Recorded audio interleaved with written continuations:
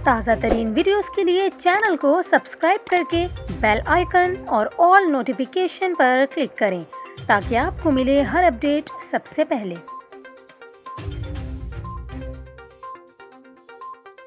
और अभी आपको अफसोसनाक खबर दें, डेरा गाजी खान में मुसाफिर बस और ट्रक में तसादुम के नतीजे में 25 अफराद के जाँ बहक और 60 से ज़ायद के ज़ख्मी होने की इतलात हैं। आपको बताएं, सियालकोट से राजनपुर जाने वाली मुसाफिर बस डेरा गाजी खान में झोंक यावर के करीब कौंसा रोड पर ट्रक से जा टकराई। आपको बताएं, इस हादसे में हुक्काम के मुताबिक 25 अफराद के जाँ बहक होने की इतलात मिल रही हैं। इस हवाले से रेस्क्यू हुक्काम ने बताया है कि बस में 75 मुसाफिर सवार थे।